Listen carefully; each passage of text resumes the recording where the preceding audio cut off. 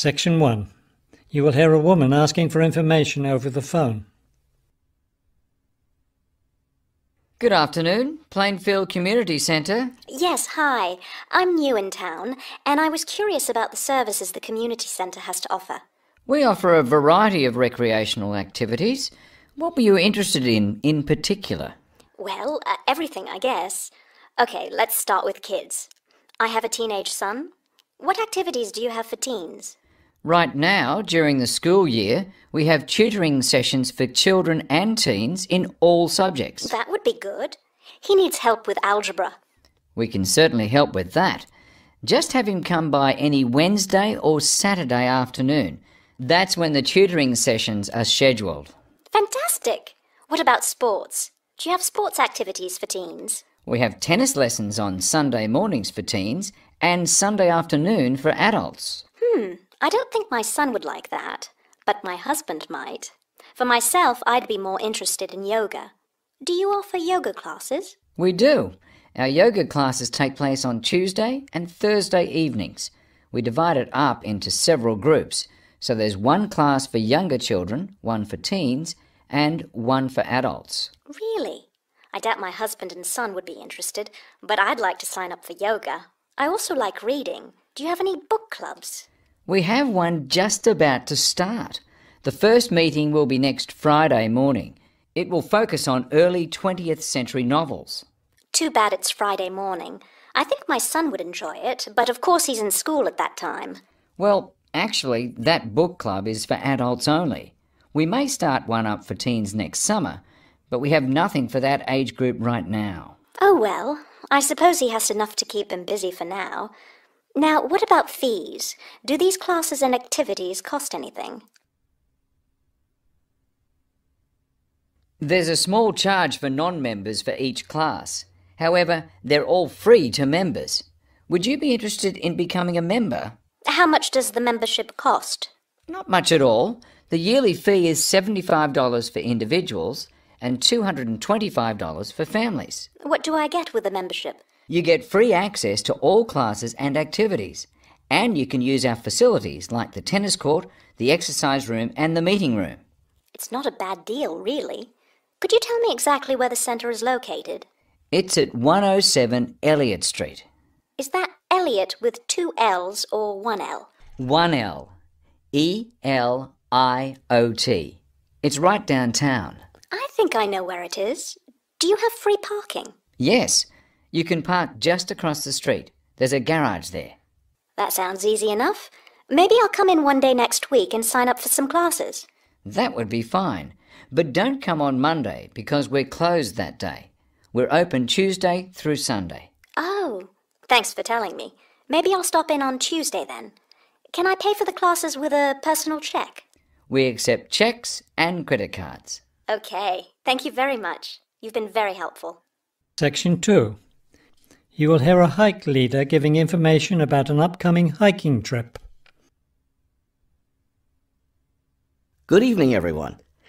As you know, this is our last meeting before we set off on our annual week-long hiking trip. So tonight I'll be telling you everything you'll need to know to be ready for the trip. Let's talk about equipment first. Having the right equipment is essential for your comfort and safety. First, you'll need a warm and comfortable sleeping bag. However, you won't need to worry about carrying a tent, since we'll be sleeping in shelters along the way. Also, part of the fee you've paid for the trip goes toward food, so you won't need to put that on your packing list either. We found, though, that it's more efficient for each person to bring his or her own dishes, so be sure to pack a plastic bowl, a cup, and a fork, knife, and spoon. That's all you'll need in the way of dishes. Perhaps the most important item to put on your list is a comfortable pair of hiking boots. Nothing ruins a hike more than getting blisters and sores from ill-fitting boots. So make sure your boots fit you right. Shoes and sneakers aren't adequate for the type of hiking we'll be doing. Of course, a backpack is necessary for carrying your equipment. Make sure you have one that's lightweight and comfortable to carry. Walking poles have become popular among hikers recently, but we don't recommend them. They can get in the way when too many hikers are using them at once, and some serious injuries have been caused. So it's best to leave those at home. Let's see, what else? Oh, yes, some people have asked me about trail maps. They're available, but you really don't need them, as your hike leaders have scouted out the trail and will be guiding you along the way. And don't forget to bring a warm jacket. You may think you won't need one in this warm summer weather, but remember that evenings in the mountains can get quite cold. Is there anything else I need to tell you? Oh, yes, your guides will each be carrying a first aid kit, so that's one less thing for you to pack yourself.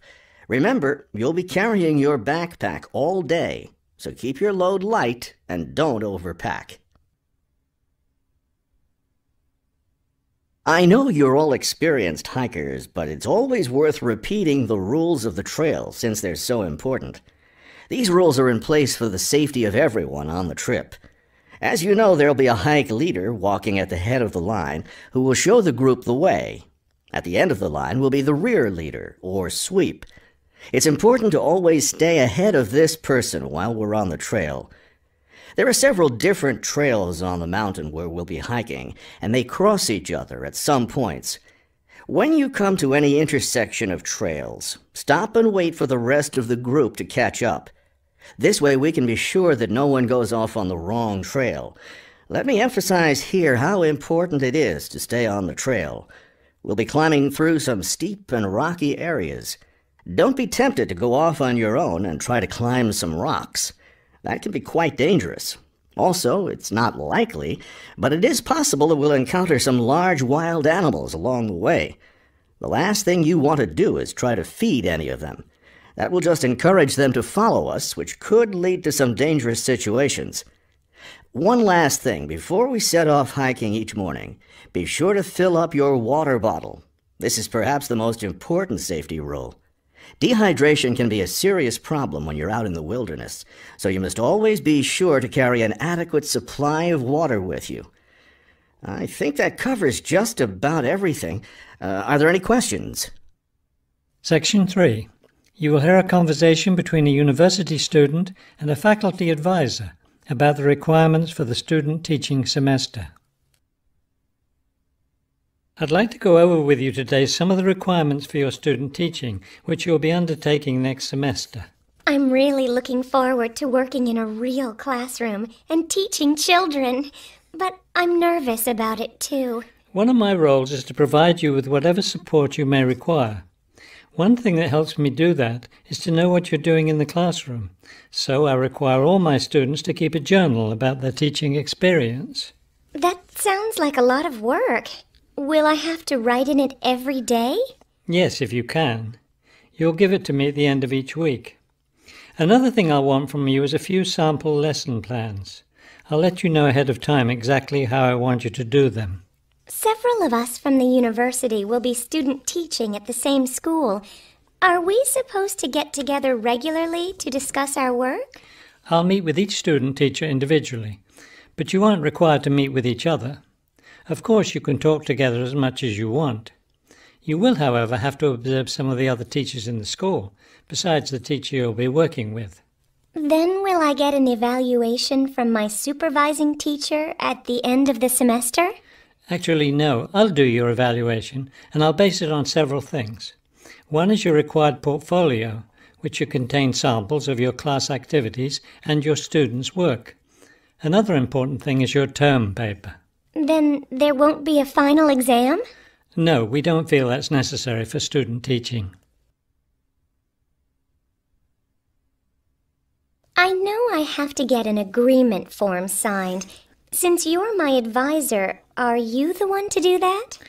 No, that form is for your supervising teacher to sign, to document that he or she agrees to have you in the classroom as a student teacher. Oh, I see. I'm concerned about the term paper I'll have to do and the evaluation process. I'm not sure I understand what I'm supposed to do. Regarding the term paper, the first thing is to choose a topic. It should be related to your teaching work. You should let me know your term paper topic by the end of the first week of the semester. Will you be observing me regularly in the classroom? Yes, and during the 4th week of the semester we'll have our first evaluation meeting to discuss my observations. One thing I'm really looking forward to is the student-teacher conference that the university puts on every year.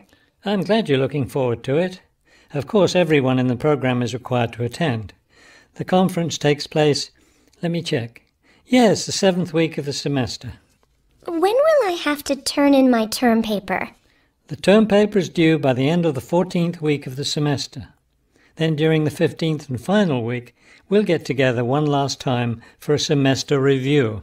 Wow, it looks like I have a busy semester ahead of me.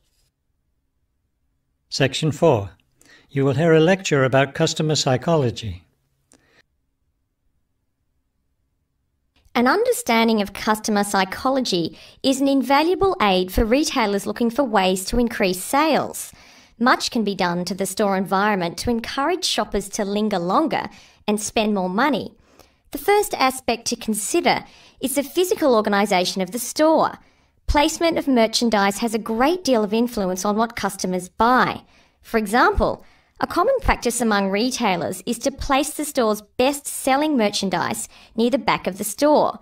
In order to get to these popular items from the front entrance, customers have to walk down aisles filled with merchandise that they might not see otherwise. Carpets are also used to direct customers through particular areas of the store. Retailers choose carpets not only for their decorative or comfort value, but also because lines or other types of patterns in the carpets can subtly guide shoppers in certain directions. Besides encouraging shoppers to go to certain areas of the store, retailers also want to keep them in the store longer.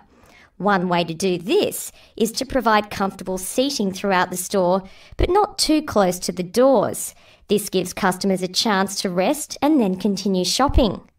Retailers can do a number of things to create a pleasant atmosphere in the store, thereby encouraging more purchases. Music is commonly used, not as entertainment, but as a calming influence. It can slow the customer's pace through the store, making them spend more time shopping and consequentially making more purchases. Scents are also used in various ways. Everyone has had the experience of being drawn into a bakery by the smell of fresh bread. Experiments have been done with other types of scents as well.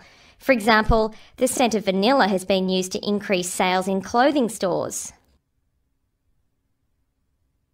Use of colour is another important aspect of store environment. Certain colours can affect behaviour as well as mood. Light purple, for example, has been found to have an interesting effect on customer behaviour. People shopping in an environment where light purple is a predominating colour seem to spend money more than shoppers in other environments. Orange is a colour that's often used in fast food restaurants. It encourages customers to leave faster, making room for the next group of diners. Blue, on the other hand, is a calming colour. It gives customers a sense of security, so it's a good colour for any business to use. In addition to using colour to create mood and affect customer behaviour, colour can also be used to attract certain kinds of customers to a business. Stores that cater to a younger clientele should use bold, bright colours, which tend to be attractive to younger people. Stores that are interested in attracting an older clientele will have more success with soft, subtle colours, as older people find these colours more appealing.